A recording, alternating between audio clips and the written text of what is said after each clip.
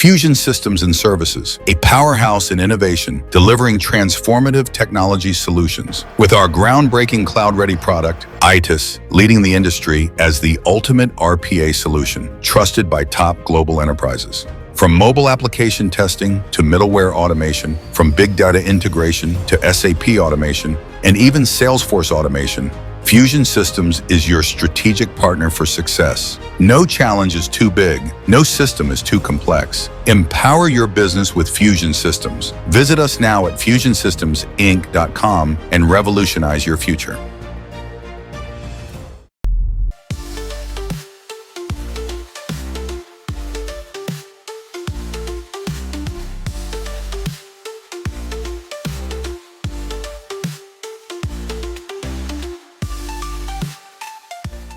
Hello and welcome to Dr. VGP Talk Show.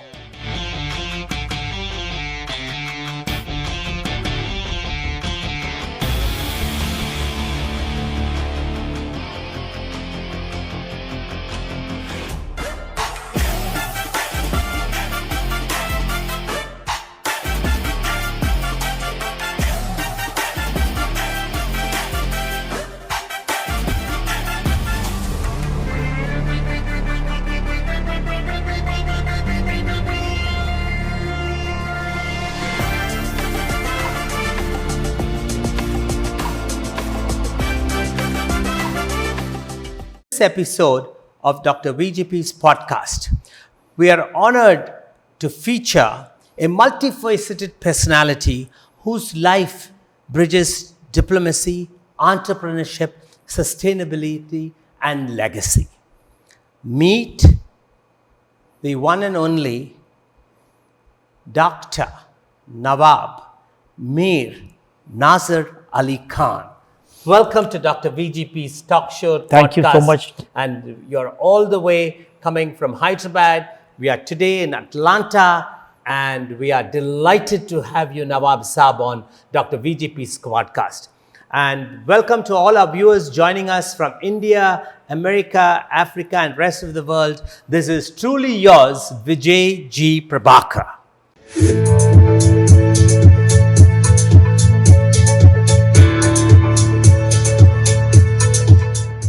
The GSA Global Eye magazine honored 20 outstanding achievers from across the United States at an awards ceremony on Capitol Hill in Washington, D.C., recognizing their work in transforming communities and advancing a broader spirit of empowerment. The ceremony brought together leaders and change makers from across the country in a celebration of service.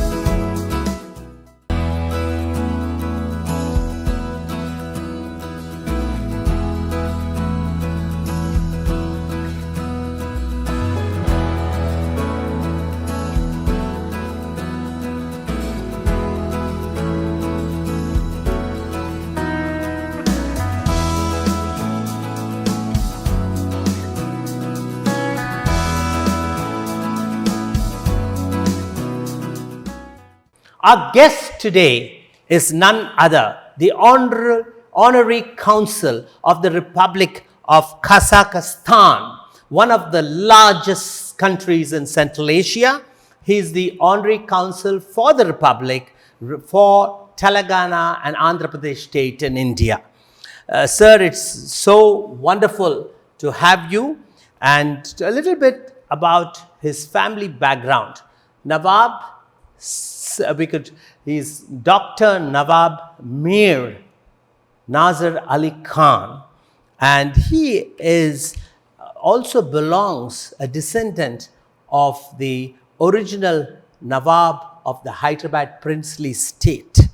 His father, his grandfather and great-grandfather were Subedars, that means the executive governors of Bidar province, Gulabarga, and the Nawab's princely state in the years before the Nawab Empire was ascended or integrated with India in 1948, yes. I guess. Yes, sir.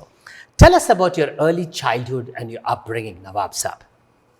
First, I'd like to thank you for inviting me today at the broadcast. I'm honored to be here with you today. And I was born in Hyderabad. I was born in a palace. I belong to the royal family. My childhood was very good. We had private schooling. We had everything. We had big houses. The world was a little different. A lot of open spaces.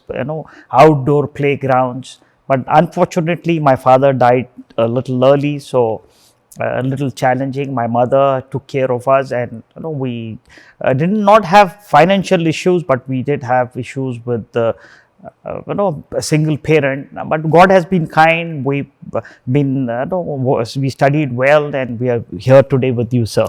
Nawab ji, now tell us, how did a descendant of the Nawab's royal Nizam family in Hyderabad become an honorary consul? What was the defining moment of that? Share with our viewers. How did you end up as honorary consul? What were you doing at that time in Hyderabad?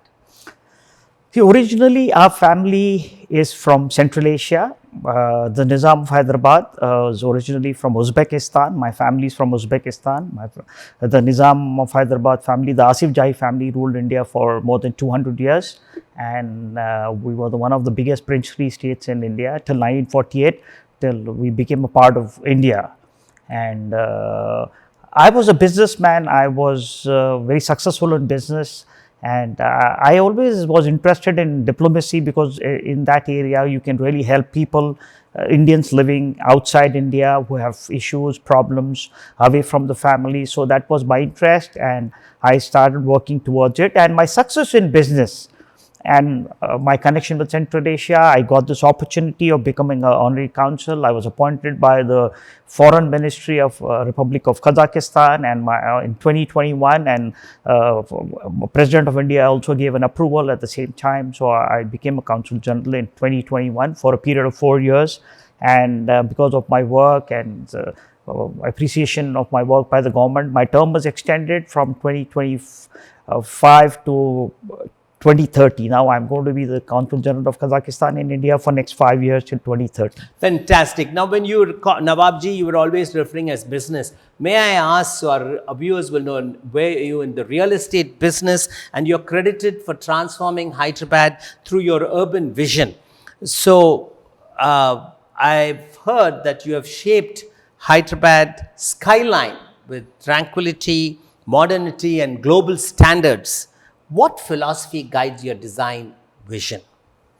We believed in a concept called clean, green, and healthy living, which is very important. After COVID, it became more important, and people wanted to live in places with clean, clean air, sunlight, because that was recommended by the doctor.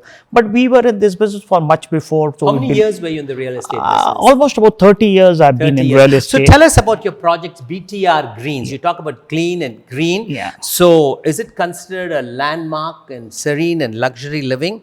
And what's the boldest idea behind this creation? Well, we started this project about 15 years ago. This is an integrated project where we have integrated residential housing with sports and recreation. And the project has Apart from housing, it has a golf course or a cricket stadium, because cricket is a very popular sport in India. Then we also have a spa, a salon, a clubhouse with a lot of sports recreation facilities. So what we believe in quality living, it's not just a house, it's a lifestyle.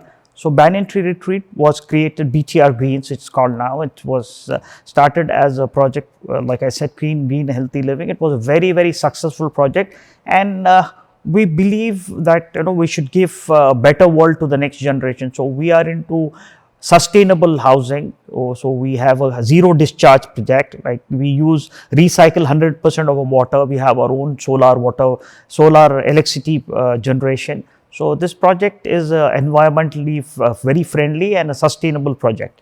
It's wonderful what you just said. It talks about your advocacy for environmental stewardship and sustainability. Tell us about MAC project, which is being known as your first mover. What differentiated your leadership style in an industry resistant to change, with reference to the MAC project? We at MAC Projects also work with Government of British Columbia in Canada, FII, Forestry Innovation Investment, to build carbon negative home. We are the first in India to do that. My company MAC Projects is one of the first, and as of now the only company in India who's developing a carbon negative project. It's not net zero, it's carbon negative. We do not use any cement, we do not use any water, it's a dry construction, so there is no pollution. And India being a country with a water shortage, so we do not use water. And sand is the natural resource which is maximum used in the world. Next is sand. So we don't use cement and sand. So we use wood alternative as a construction material. It's very environment friendly, and it's good for we want to give a better world to the next generation, to be honest. You said it very well. Now, what inspired you to champion sustainable luxury wood housing? Long before the sustainability today is a buzzword, but when you started MAC projects, like you're saying 15, 30 years ago, what inspired you to shift from the steel and concrete housing to, long before sustainability, to a nature smart, planet friendly place?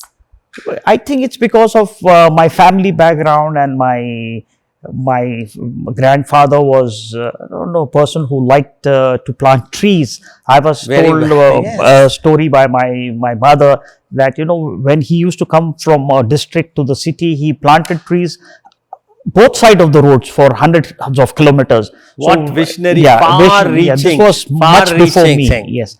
And when they asked, why are you doing that? You drive in a car and you don't have to worry about shade. He said, it's not for me. I'm doing it for my next generation. Very well said. That's what I got it. I think that's what it came to me from my grandfather. At that time, your grandfather would never have known of a term called carbon credits. There was nothing like that. When the tree emits the carbon dioxide, and today it's so important. Yes. Now, tell us about your collaboration with FII Canada, which is groundbreaking, and how does global partnership accelerate environmental solutions in developing nations, especially in affordable housing? See, we partnered with Canada because Canada is a country with huge forest. 10% of world forest is in Canada. That's one thing. Second thing is they're very conscious about environment. Canada is a country which is very conscious. What is FII? Forestry Innovation Investment. It's a crown agency of Government of British Columbia in Canada. It's a government organization. So we partnered with them because in India, wood is banned. You cannot cut trees in India because we have a forest cover is very little. So we import wood from Canada, and it's not just the material. They give us material, technology and manpower to build this, and they also subsidize our project. So we work with Government of Canada because Canadian government, they have the best technology, first thing, and second thing, they're very conscious about environment. And not just in India, most of the large companies in the United States like Google, Walmart, they're building their headquarters with in association with Canadian wood, because the quality of wood is very good. And the Canadian, the beauty of Canadian, there's their forest cover, they only cut only 1% of forest every year, and every tree they cut, they plant 3 trees. So the forest cover is increased by 10%. So Canada is very clear that they have to increase the forest cover. So I mean, you're a champion of sustainable wood for housing, as I can see, and you foreseed it long before sustainability was a buzzword, or you talk about climate change. What does responsible development truly mean in this century and the digital age? See, real estate is a big business all over the world. There is a lot of money in real estate. But my idea of doing business is not just making money. You have to be a responsible developer. So we call ourselves Mac Project as a responsible developer. So we also look at the impacts of environment, of cement and sand, and also we think we are responsible. See, money belongs to you, but the resources do not belong to you. See, now I fully understand why the Republic of Kazakhstan and the president has appointed you as the Honorary Consul. Who better, who has already experience with developing and fostering global partnership and showing how successful you built your real estate empire, the MAC projects. Now, let's get to the point. You're going to be honored as a global diplomat of 2025. And in 4 years, you have made rapid strides. Now, cultural diplomacy and soft power seems to be your trump cards. You have beautifully promoted Kazakh literature in India and Indian culture in Kazakhstan. Now, how would you define the power of cultural diplomacy in one sentence?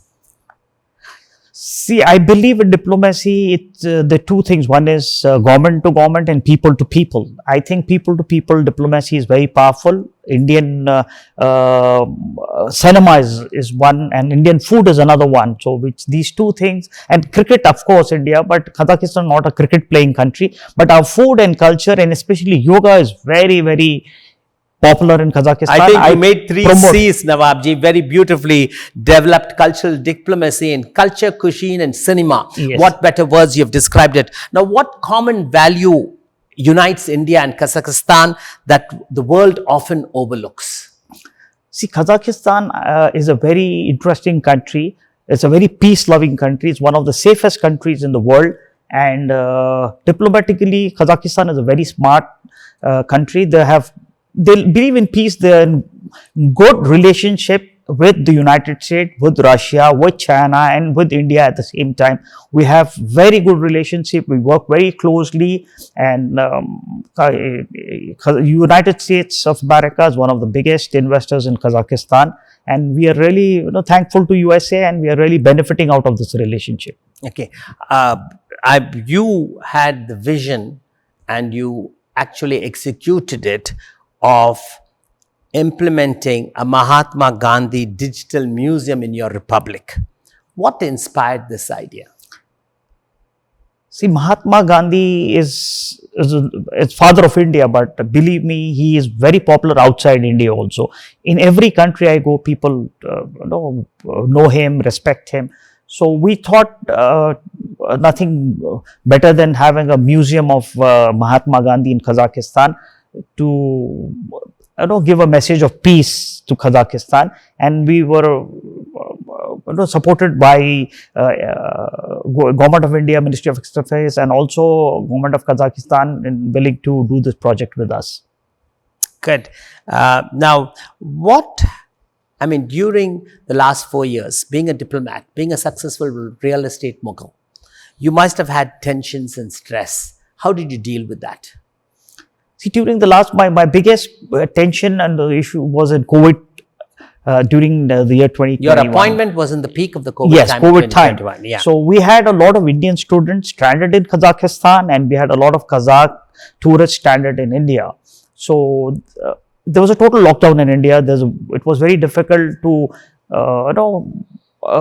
take care of our citizens, Indian citizens in Kazakhstan, and also Kazakh citizens in India. So we worked with the government of Kazakhstan and arranged to have a flight, chartered flight from Goa, and assemble all the Kazakh nationals and take them back home, and which was really satisfying. And we could arrange the Indian students also to come back to India, which was very, very challenging because we don't have a very good connectivity between, those days didn't have a flight connectivity between Kazakhstan and India. So we had to do mostly charters.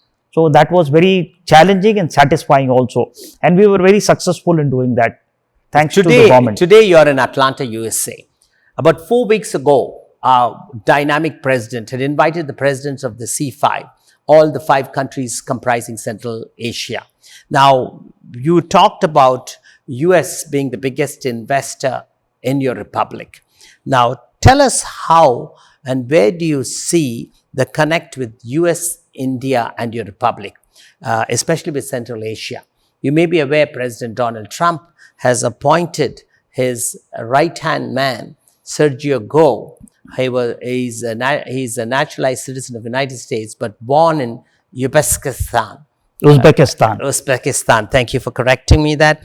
Yeah, and he's only 39 years old. He's today appointed and taken charge as US ambassador to India. And in addition, he's the special envoy for Central Asia, which includes your republic, which you represent, and the South Asia, India, Pakistan, Sri Lanka, Nepal, and Burma. A very interesting tirade of duties. Now, do you think with his appointment and with such a revolutionary President Trump that the tirade or the synergy between these 3 countries, the republic you represent, India and US, can forge ahead to make a formidable economic vehicle which will prosper each of the populations of America, India and your republic?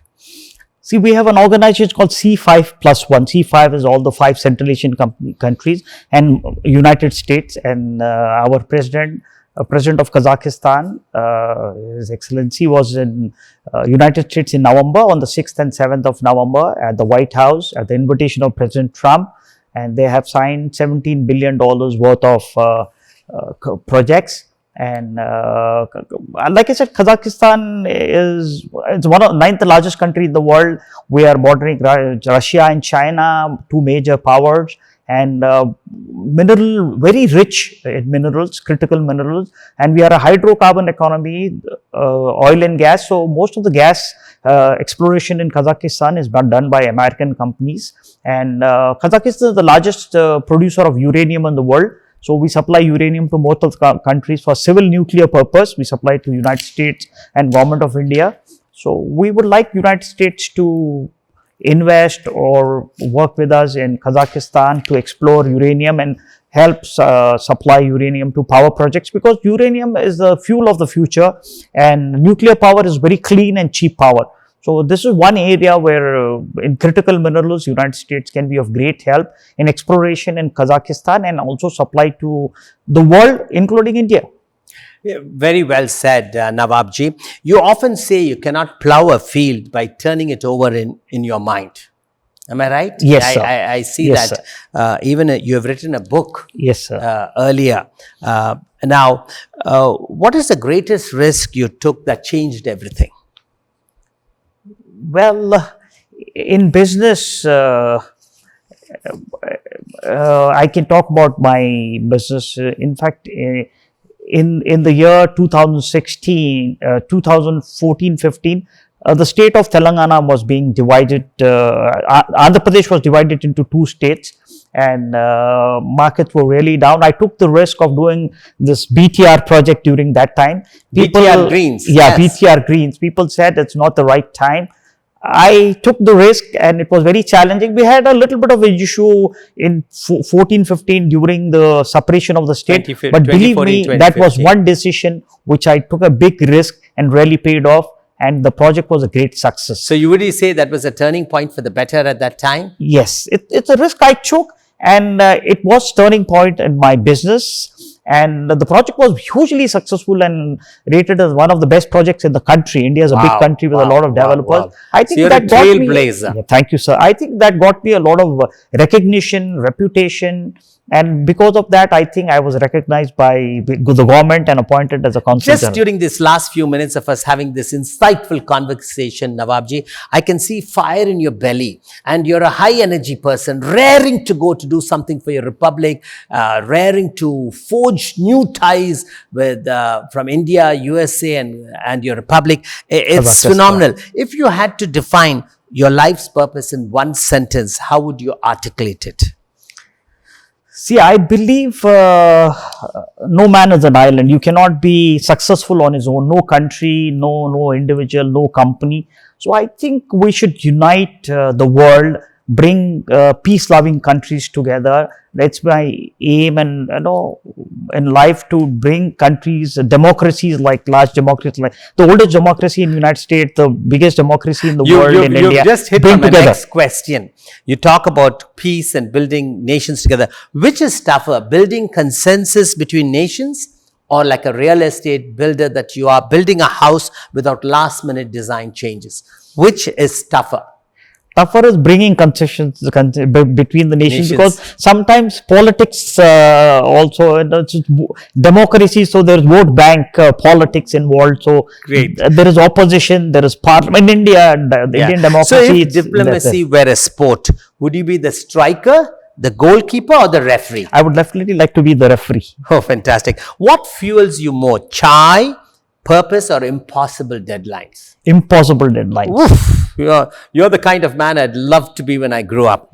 If Hyderabad had to gift one thing to Kazakhstan, would it be pearls, biryani, or the MK signature style luxury living? What would you choose? I think Kazakhstan like to have luxury living, because it's a young country. We were 1991. And we lack quality housing, and I would love to give back to Kazakhstan the best possible housing for the people. Yeah, have you any projects in that stream in the lineup for your republic to bring max signature style luxury sustainable homes?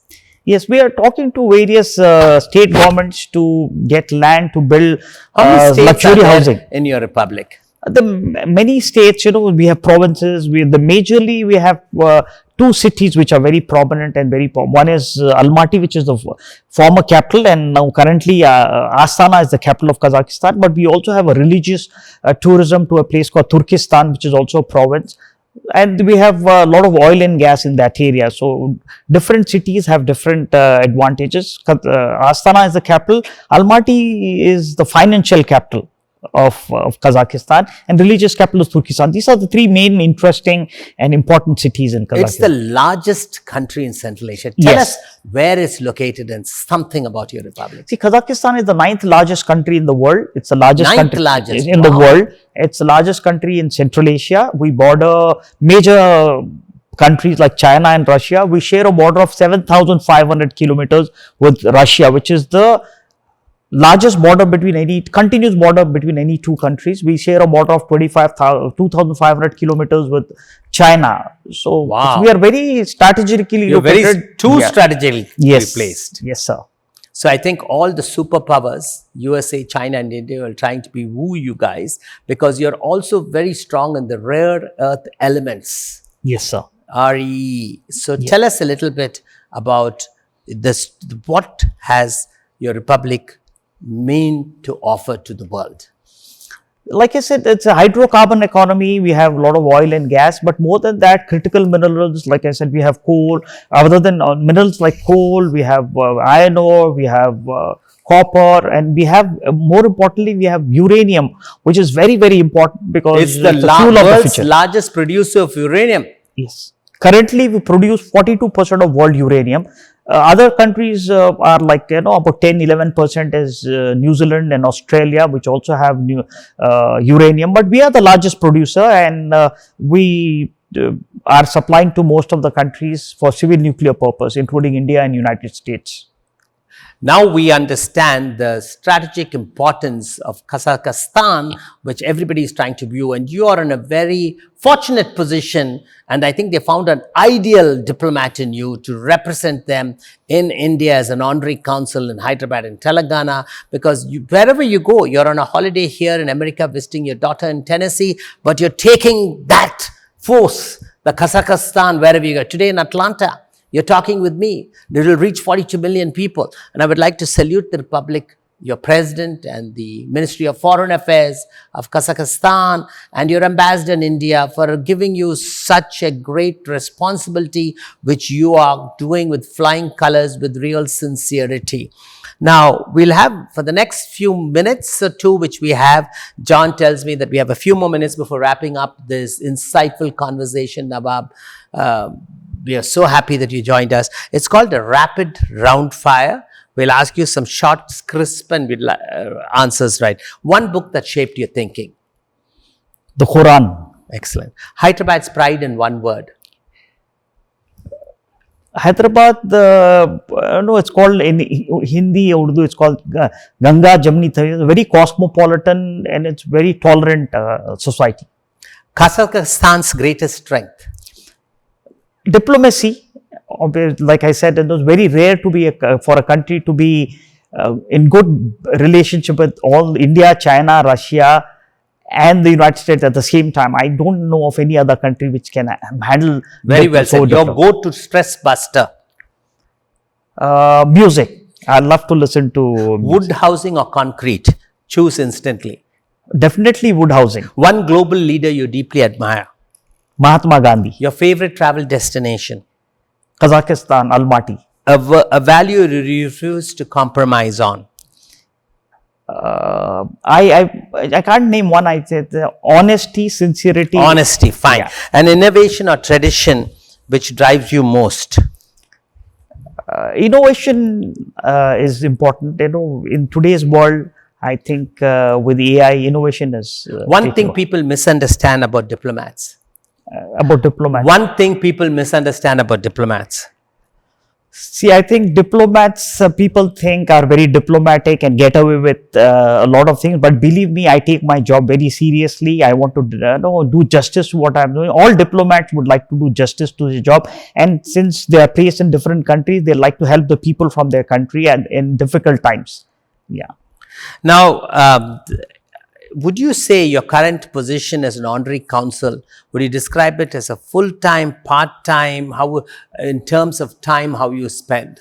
I take my job seriously. Whatever assignment I get, I take it seriously. I take it as a full-time assignment and I work very seriously. I want to do justice and I thank to my government for appointing me and I'm trying my best to deliver what is expected of me.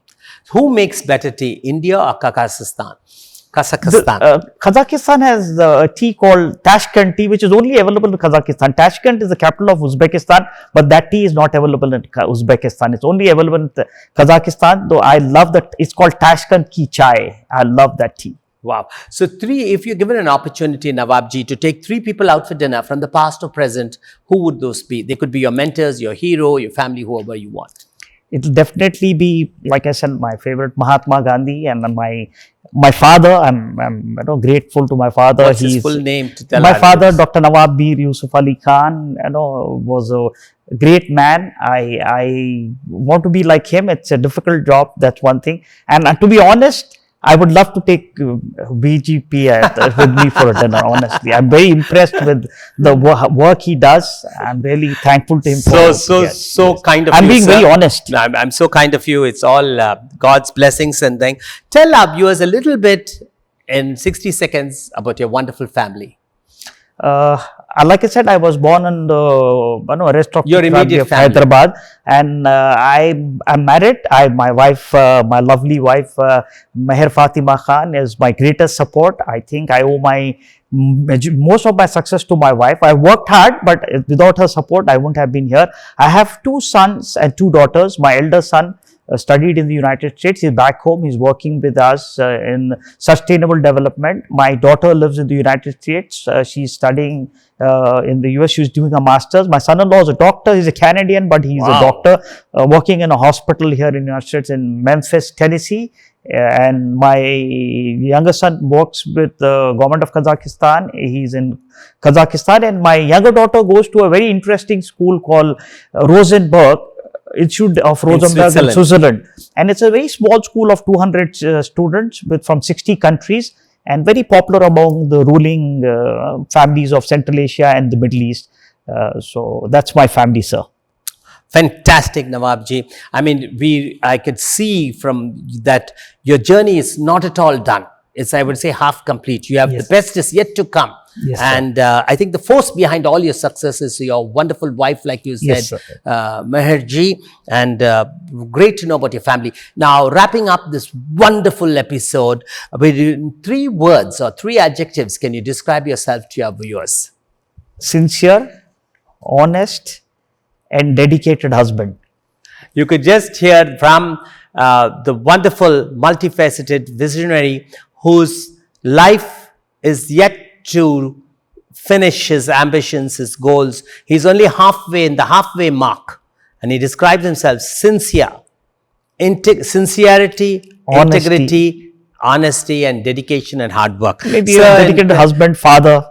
Family is permanent for me, sir. Family is important. Fantastic. Yes, concluding, sir, we'd like you to give the message in 1 minute or 2 minutes, whatever you want, to talk to our viewers and give them an advice, parting advice. For the young generation, my advice is, aim big, and also, do not be committed, consistent, and also do not give up, and generally my advice to everybody is be honest, be sincere in whatever you do. God will be on your side, support you, and you'll be successful. May God bless America, may God bless Kazakhstan, may God bless India, and God bless you, sir.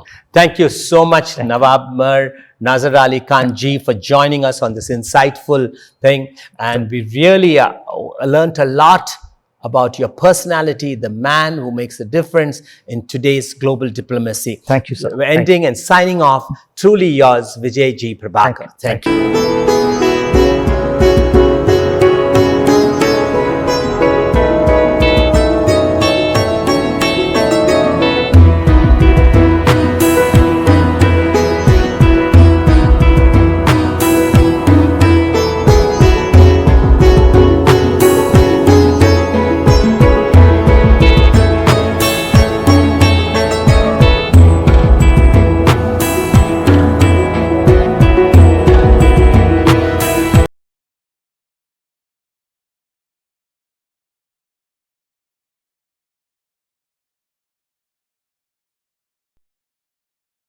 Welcome to Rely Services. If you're exploring whether outsourcing is the right choice for your business, you're in the right place.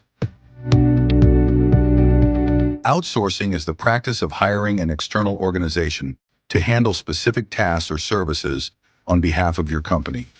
Since the 1990s, it's become a popular and effective strategy to reduce costs, focus on core activities, and gain access to specialized expertise. Outsourcing can reduce costs, improve focus, and provide the agility your business needs. With just one conversation, you can begin the journey to better results. We'd love to connect with you and explore how Rely Services' accurate, timely, and reliable services can support your outsourcing strategy. Fill out the contact form, and a member of our team will be in touch. Thank you, and we look forward to supporting your success.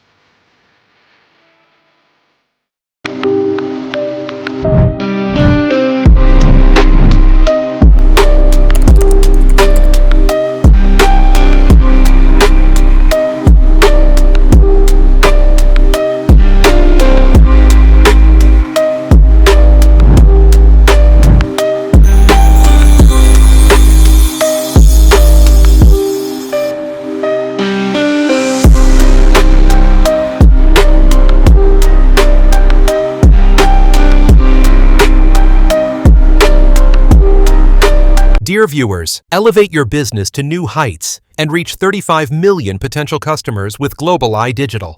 Contact us today at globaleyedigital@gmail.com or info@globaleyedigital.com. Let's take your business global. Get your brand connected to 2 million readers in USA and 38 million readers in India. Global Eye Magazine, the fastest global American weekly. Our magazine dives deep into exclusive stories, face-to-face interviews, and key happenings across the USA and India, delivering content you won't find anywhere else. Advertise with Global Eye Magazine and reach highly targeted and influential audience. Contact us to book your ad space.